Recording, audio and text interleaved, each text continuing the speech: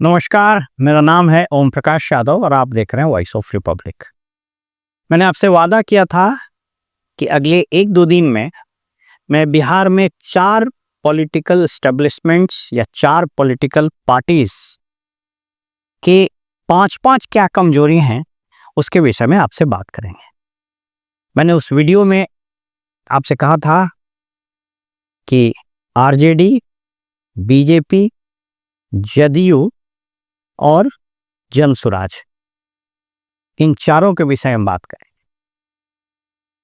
और अगर आप सब लोगों का डिमांड हुआ, आप लोगों ने यदि चाहा, तो आपके फीडबैक्स के हिसाब से हम कांग्रेस पार्टी या फिर लेफ्ट पार्टी को भी इसमें शामिल कर सकते हैं। इवन चिराग पासवान की पार्टी को भी शामिल कर सकते हैं। लेकिन मेरा यह मानना है कि बिहार में अभी ये 4 फॉर्मिडेबल कॉम्बिनेशंस हैं जिस पर बात किया जाना आवश्यक है। इस कड़ी में पहला एपिसोड है आज, पार्टियां, उनकी कमजोरी जो उनको डुबा सकती है। आज हम लोग जनसुराज के बारे में बात करेंगे। जनसुराज एक नई पॉलिटिकल पार्टी है जो कुछ महीने पहले 2 अक्टूबर को अस्तित्व में आई। इसके संस्थापक प्रशांत किशोर हैं, जो इसके पहले रणनीतिकार थे। यूएन में भी उन्होंने नौकरी की। देश में उनका बहुत अच्छा नाम है। He is a very good speaker, strategist, और उन्होंने अपने मेहनत के बल पर हजारों किलोमीटर की यात्रा की है। 5-6 हज़ार से ज़्यादा गांव, जो उनका वेबसाइट बता रहा है, उसमें उन्होंने पदयात्रा की है। और बिहार की राजनीति में ही has become a force to reckon with. आज की तारीख में उनको कोई खारिज नहीं कर सकता है और वो एक फॉर्मिडेबल पॉलिटिकल फोर्स बनकर के उभर गए हैं। और इस बात से आज की तारीख में कोई इनकार नहीं कर सकता है, इस पर कोई दो राय नहीं हो सकती है। मेरा ये वीडियो बनाने का कतई मतलब नहीं है कि मैं किसी दल की आलोचना कर रहा हूं। मैं एक पूर्व प्रशासनिक अधिकारी हूं, थोड़ी बहुत राजनीति की भी समझ है। देश और राज्य के विभिन्न क्षेत्रों में काम करने का मौका मिला है, इसलिए मैं ये वीडियो बना रहा हूं। अगर ये वीडियो ये पॉलिटिकल पार्टीज देखें, यदि वो देखना चाहें और इस पर अमल करना चाहें, तो कदाचित उन सबों को फायदा भी हो सकता है और राज्य की जनता को भी फायदा हो। तो आइए बात करते हैं जनसुराज की। जनसुराज की 5 वो कौन सी कमजोरियां हैं?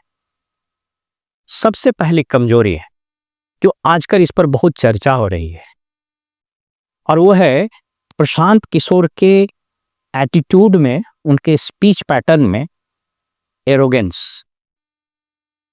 कई जगह पर ऐसा देखा गया है कि उनका बिहेवियर थोड़ा एरोगेंट है।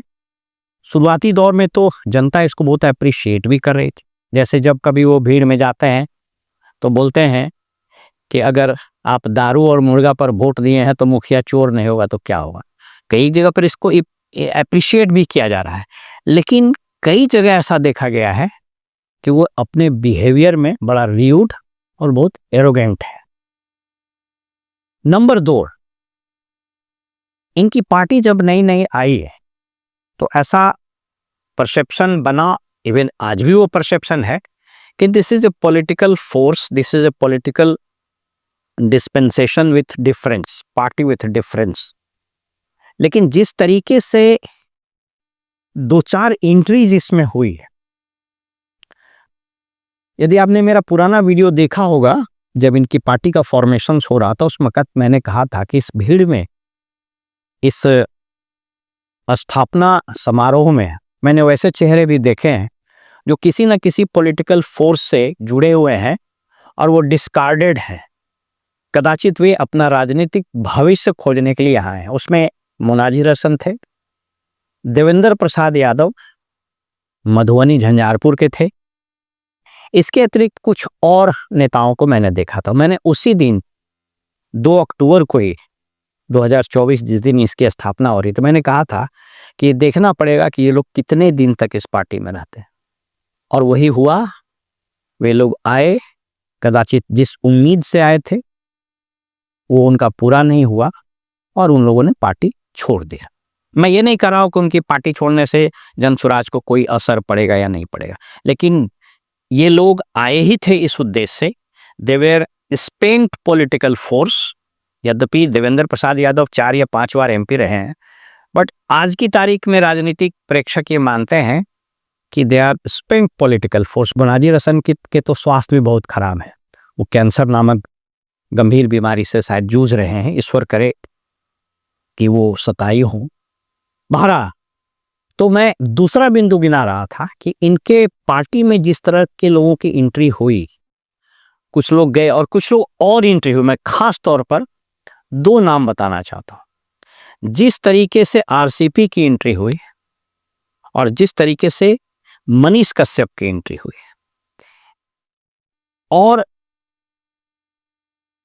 इस दोनों की एंट्री ने फिर से एक प्रश्न चिन्ह खड़ा किया कि फिर आप भी उसी तरह के दल बदलुओं को ले रहे हैं, तो फिर आपको दल बदलू पर अटैक करने का कदाचित क्या अधिकार है। मैंने कुछ लोगों से बात भी किया, तो उन लोगों का कहना था कि इन दोनों की एंट्री ने रैंक एंड फाइल में और पीपुल एट लार्ज में थोड़ी निराशा पैदा की है। अच्छा होता कि ये लोगों की एंट्री इसमें नहीं होती। बहरहाल ये दूसरा कमजोरी मैं बता रहा हूं कि अगर इस तरह के लोगों की एंट्री हुई तो इसमें इस पार्टी को डेंट होगा, इस पार्टी को आघात और धक्का लगेगा। तीसरी चीज, आपको याद होगा कि इन्होंने जब पार्टी के फॉर्मेशन की बात चल रही थी तो उन्होंने कहा कि मेरे पार्टी में कोई भी अध्यक्ष, प्रदेश अध्यक्ष, उपाध्यक्ष, राष्ट्रीय अध्यक्ष वगैरह, इसको हम लोग चुनाव करेंगे एक डेमोक्रेटिक तरीके से। हमारी पार्टी में नॉमिनेशन टाइप चीज नहीं हुआ, किसी को उठा कर बैठा दें।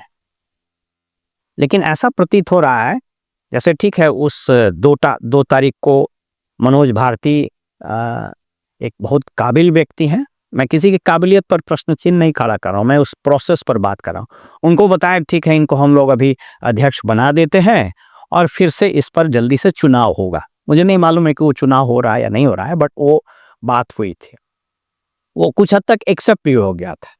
लेकिन उसके बाद से जिस तरीके से all of a sudden Uday Singh ji को, उदय सिंह उर्फ पप्पू सिंह, उनको इन्होंने राष्ट्रीय अध्यक्ष बना दिया, वो इनके अनाउंस्ड पॉलिसी से डेविएशन था। और कदाचित उसी घटना के बाद इनके एक यंग और बहुत ही इनफैक्ट मैं कहूं कि क्राउड पुलर एक व्यक्ति थे रिटायर, जिन्होंने आईपीएस की नौकरी छोड़ी, मिश्रा जी, तो उन्होंने पार्टी छोड़ दी। तो ये तीसरी कमजोरी है कि इस तरह के लोगों को अगर वो एस्टैब्लिश्ड और अनाउंस्ड पॉलिसी ऑफ इलेक्शन के बजाय पिक एंड चूज करके बैठाने लगे तो फिर ये कमजोरी के रूप में मैं देखता हूं, स्पेशली पार्टी लाइक जनसुराज। चौथी चीज, और ये इससे सब लोग इत्तेफाक करेंगे, चौथी चीज ये है कि इनके पार्टी में सेकेंड लाइन ऑफ स्पीकर कोई नहीं है। आप देखिएगा जब भी सभाओं में भाषण होगा, जब भी प्रेस में बात होगी, तो कोई प्रशांत किशोर के टक्कर का या प्रशांत किशोर से थोड़ा कम भी सही कोई सेकेंड लाइन ऑफ स्पीकर ही नहीं है। मतलब इनके मनोज भारती जो प्रदेश अध्यक्ष हैं वो भी बहुत बहुत विद्वान आदमी है, लेकिन वो बोल नहीं पाते हैं, जिसको बोलते हैं ना कि एक अपने आइडियाज को, अपने मैसेज को, अपने प्रोग्राम्स को आर्टिकुलेट तरीके से जैसे प्रशांत किशोर रखते हैं वैसे रख नहीं पाते हैं। इस चीज का घनघोर अभाव है। आश्चर्य तो तब लगता है कि जब राष्ट्रीय स्तर के डिबेट टीवी वगैरह में होते हैं या किसी चैनल पर होते हैं तो इनके जो पार्टी के प्रवक्ता हैं वो मतलब आश्चर्यजनक रूप से उनमें वो आर्टिकुलेशन नहीं है जो प्रशांत किशोर का बिल्कुल अद्भुत है। Many times I have seen कि उन्होंने बिल्कुल जो राष्ट्रीय स्तर के जो चैनल है उसके एंकर्स की बोली बंद कर दी। उनके पास आंकड़ों का भरमार है और जो चीज़ वो बोलना चाहते हैं वो बहुत आर्टिकुलेट तरीके से और बहुत कन्विंसिंगली रखते हैं। लेकिन मैं चौथी कमजोरी के रूप में आपको बता रहा हूँ कि सेकेंड लाइन ऑफ लीडर्स कोई नहीं है। जैसे आपने देखा होगा कि बदलाव रैली जब गांधी मैदान में बुलाई गई थी तो भीड़ नहीं आने के कारण या शायद भीड़ में फंस गए थे प्रशांत किशोर, उसके कारण बहुत लेट से पहुंचे वो मंच पर। तो उसमें कोई भी स्पीकर को कोई सुनने के लिए तैयार नहीं था और कोई भी स्पीकर उस तरीके से भीड़ को बांध नहीं पा रहा था। तो ये चौथी कमजोरी है जनसुराज की। और पांचवी और अंतिम कमजोरी है कि इसमें सेकेंड लाइन ऑफ लीडरशिप का घनघोर अभाव है। माने आज की तारीख में यदि आप कहें तो जैसे सुप्रीमो वाला पार्टी में होता है, जैसे जदयू में नीतीश कुमार के अलावा कोई सेकेंड लाइन ऑफ लीडर्स नहीं है, आरजेडी में तेजस्वी के अलावा कोई सेकेंड लाइन ऑफ लीडर्स नहीं है, बीजेपी में हालांकि कुछ लीडर्स हैं वैसे, हालांकि किसी का उतना चेहरा नहीं है, उस पर मैं जब उस पार्टी पर बात करूंगा तो बताऊंगा। ठीक उसी प्रकार जनसुराज में कोई सेकेंड लेयर ऑफ लीडरशिप नहीं है। आप कोई भी नाम हमको बता दीजिए जो रैंक एंड फाइल में उनको सेकेंड इन कमांड के रूप में जनता या इनकी पार्टी ही, इनके काडर ही इनको एक्सेप्ट करेंगे। तो ये 5 कमजोरियों के बारे में मैंने बताया। उम्मीद है आपको अच्छा लगा होगा। आप अपने विचार, अपने सुझाव हमें जरूर लिखें। यकीन कीजिए मुझे आपके सुझाव का, आपके विचार का, इवन आपकी आलोचना का भी स्वागत रहता है। फिलहाल हमें इजाजत दीजिए और आप देखते रहिए वॉइस ऑफ रिपब्लिक। नमस्कार।